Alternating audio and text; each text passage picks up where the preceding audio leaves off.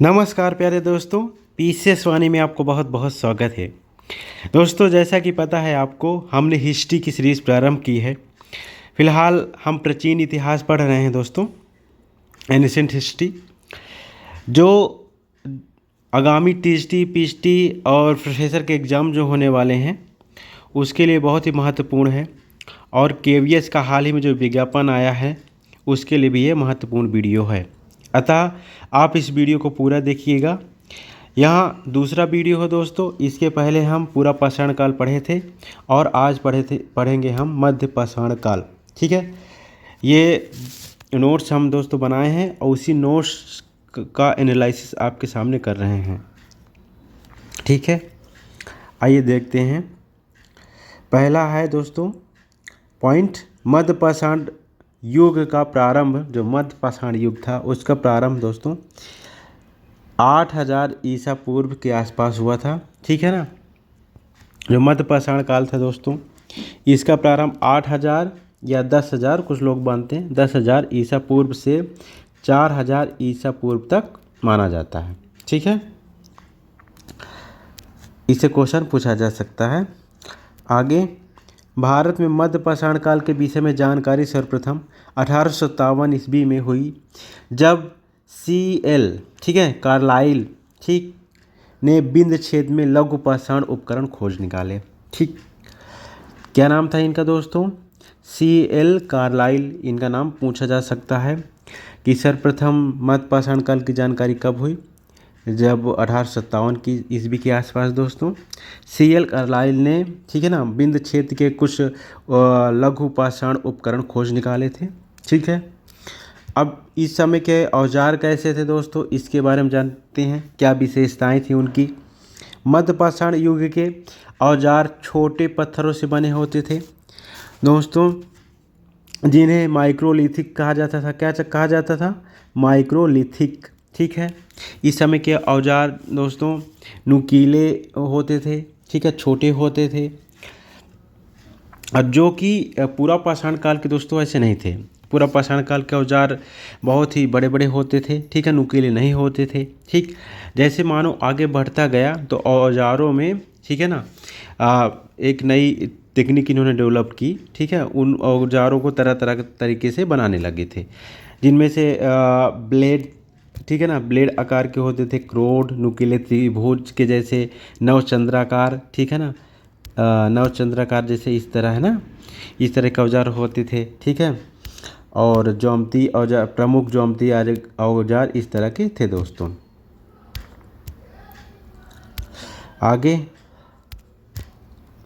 दोस्तों, पाषाण उपकरण जो थे, चर्ट, फ्लिंट, कैलाडिसनो, स्फटिक, ठीक, जैस्पर, कार्लेनियन, अगेट, ये मतलब जो है पत्थर, कीमती पत्थर होते हैं दोस्तों, इन्हीं से कुछ औजार ये बनाते थे। ठीक है, भारत में मानव अस्थिपंजर मध्य पाषाण काल से ही सर्वप्रथम प्राप्त होता है। जो मानव का अस्थिपंजर है दोस्तों, हड्डियां हैं, सर्वप्रथम मतलब जो है मध्य पाषाण काल से ही प्राप्त होती हैं। ये क्वेश्चन एग्जाम में पूछा गया है, इसको आप नोट कर लीजिए। अब दोस्तों, मध्य पाषाणकालीन प्रमुख स्थल कौन कौन से थे, ठीक है ना, इनसे भी क्वेश्चन बनते हैं। जिससे पहला स्थल है बागौर। बागौर दोस्तों ये भीलवाड़ा यानी राजस्थान, ठीक है, राजस्थान का एक ज़िला है भीलवाड़ा, ठीक है ना, वहाँ के कोडारी नाम नदी के तट पर, ठीक है, स्थल था। तो यहाँ से मतलब दोस्तों मध्य पाषाणकालीन उपकरण कुछ मिले हैं। ठीक, और ये जो सबसे बड़ा मध्य पाषाणकालीन स्थल था उस समय दोस्तों, ठीक, मध्य पाषाणकालीन स्थलों में से सबसे बड़ा स्थल ये बगौर था। ठीक, ये क्वेश्चन पूछा गया है। यहाँ उत्खनन 1968 से 1970 तक BN मिश्र ने करवाया था। किसने करवाया था उत्खनन? BN मिश्र ने। ओके, आगे चलते हैं। दूसरा स्थल है दोस्तों लंकनाज। क्या नाम है इसका? लंकनाज। ये क्वेश्चन पूछा जाता है कि लंकनाज कहाँ का है? गुजरात। ठीक है, ऐसे क्वेश्चन बन सकते हैं कि यह स्थल कहाँ पर सिचुएटेड है, इस समय लोकेटेड है। तो मतलब ऑप्शन दे सकते हैं गुजरात, राजस्थान, उत्तर प्रदेश, मध्य प्रदेश। तो ऑप्शन हो जाएगा गुजरात। लखनऊ कहाँ का है दोस्तों? गुजरात का।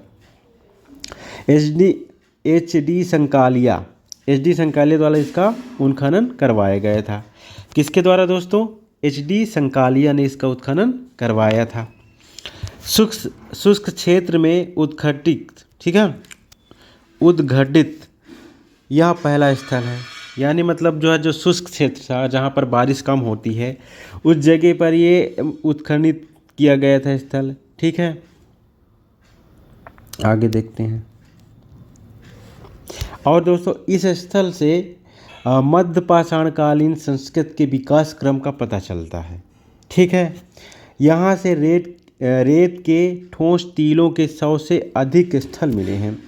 रेत के ठोस के टीले जो होते थे वहाँ 100 से अधिक स्थल मिले हैं दोस्तों, यहाँ से ही, लंकनाथ से ही। यहाँ से 14 मानव कंकाल भी प्राप्त हुए हैं। ठीक है, आगे चलते हैं।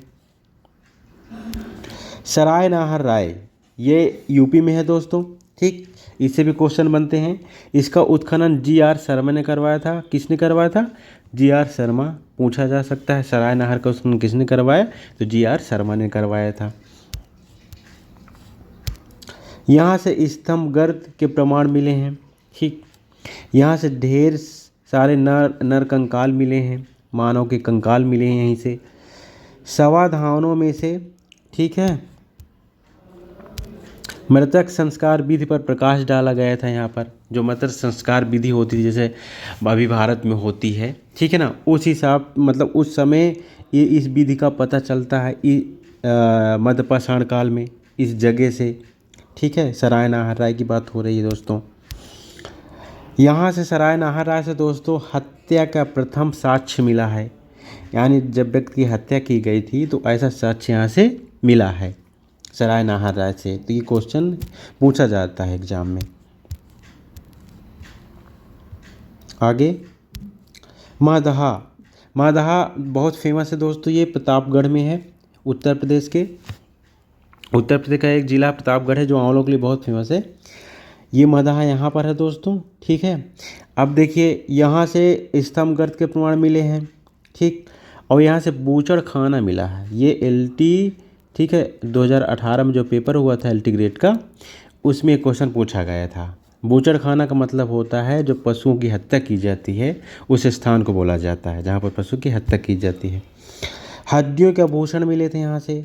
और दोस्तों ये मध्य पाषाण काल से ही हड्डियों का आभूषण बनाना शुरू कर दिया था मानव ने। ठीक है, यहाँ से बारहसिंघा, भैंस, गैंडा, सुअर, कछुआ और पत्तियों के अवशेष कुछ मिले हैं।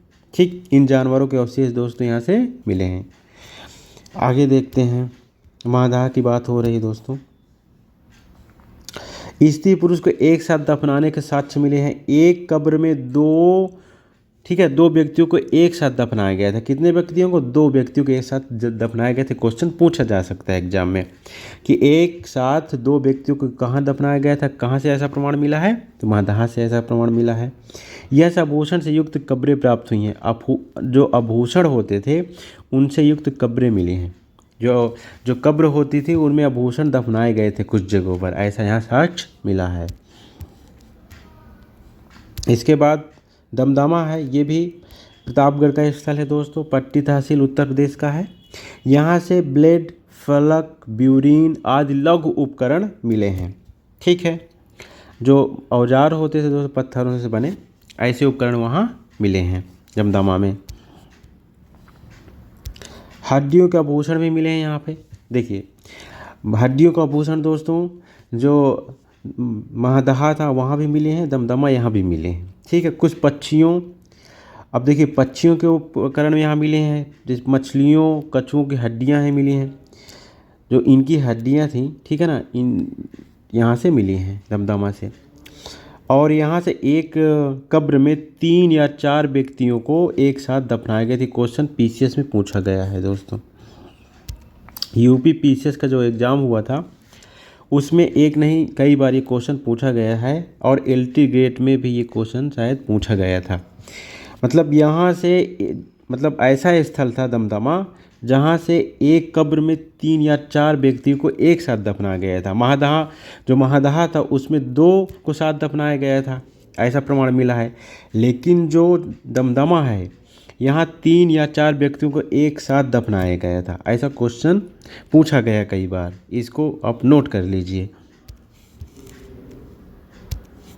यहाँ से 41 मानव समाधान तथा कुछ गर्त चूल्हे, ठीक है ना, मिले हैं, चूल्हे यहाँ मिले हैं, ठीक है दोस्तों। यहाँ से 5 युग्म समाधान के प्रमाण मिले हैं, ठीक ठीक 5 युग्म मतलब जो है 5 युग्म मतलब जोड़े, 5 जोड़े जो मतलब समाधियाँ होती थी वो मिली हैं दोस्तों यहाँ से 5, ठीक है।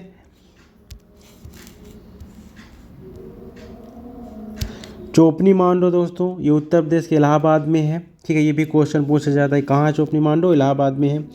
ये भी बहुत फेमस स्थल है मध्य पाषाण काल का, ठीक है। ये मध्य पाषाण काल का चोपनी मांडो बहुत फेमस स्थल है। यहाँ से बने अनगढ़ किस्म के मृदभांड, मृदभांड मतलब होता है मिट्टी से बने बर्तन, ठीक है। मृदभांड का मतलब क्या होता है, मिट्टी से बने बर्तन मिले हैं दोस्तों। हाथ से बने अनगढ़ किस्म के, मतलब जो है अनगढ़ किस्म होती थी दोस्तों, ऐसे मृदभांड यहाँ से मिले हैं चोपनी मांडो से, ऐसा क्वेश्चन पूछा जा सकता है। अनगढ़ किस्म के मृदभांड कहाँ से मिले हैं, चोपनी मांडो से मिले हैं। यहाँ झोपड़ी के गोल फर्श मिले हैं, जो झोपड़ी थी, ठीक है ना, ऐसा गोल फर्श मतलब जो झोपड़ी बनती थी उसके फर्श जो बनता था नीचे को गोल होता था, ऐसा यहाँ प्रमाण मिला है।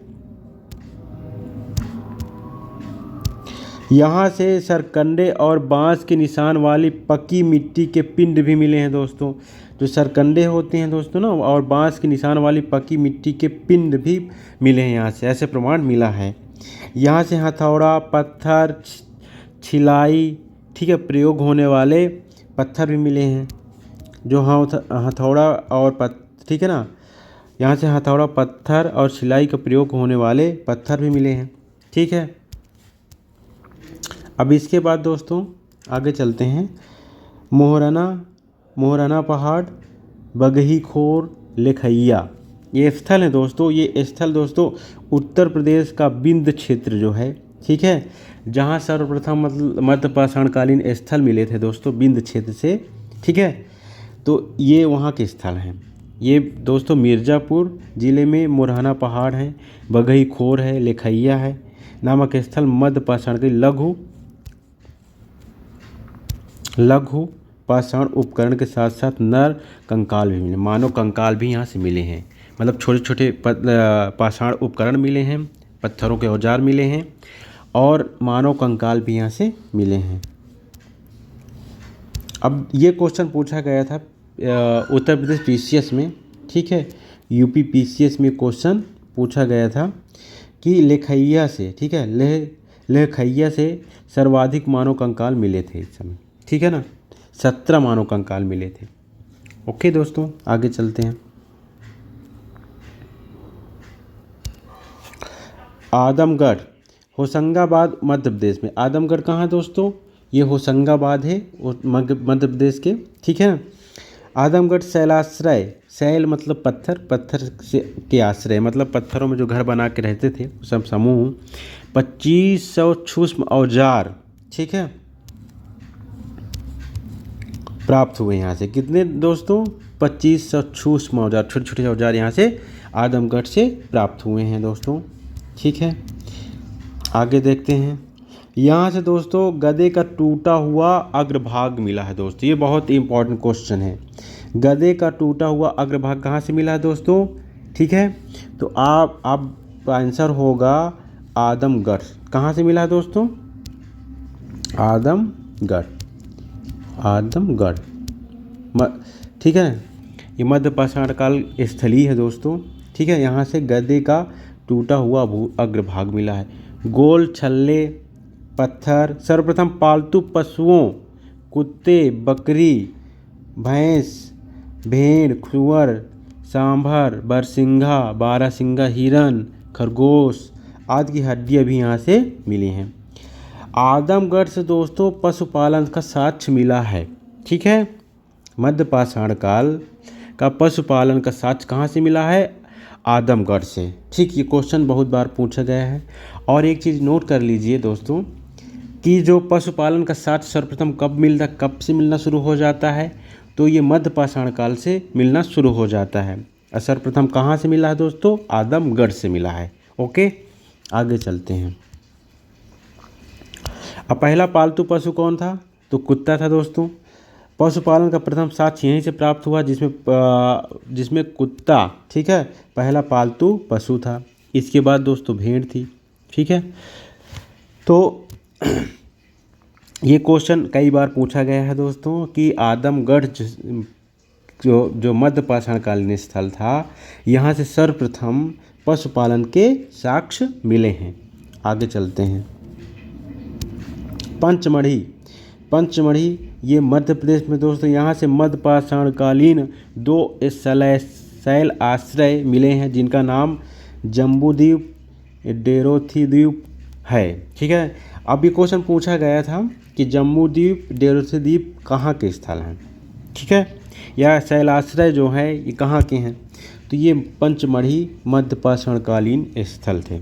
ठीक है, जो मध्य पाषाणकालीन स्थल पंचमढ़ी था उसके 2 शैल आश्रय थे, जम्बूद्वीप और डेरोथी द्वीप। ओके, आगे देखते हैं। यहाँ से गैर मृदभांड सूक्ष्म चरण के बाद मृदभांड सूक्ष्म चरण का प्रारंभ होता है। जो मृदभांड था दोस्तों, मृदभांड का मतलब ही होता है, आपको पता ही है, मिट्टी से बने बर्तन जो होते थे। तो गैर मतलब जो मृदभांड मिट्टी के बने बर्तन नहीं थे। सूक्ष्म चरण के बाद मृदभांड चरण का प्रारंभ होता है। जब मृदभांड नहीं बनते थे, इसके बाद मृदभांड बनना स्टार्ट हो गया था। आगे देखते हैं।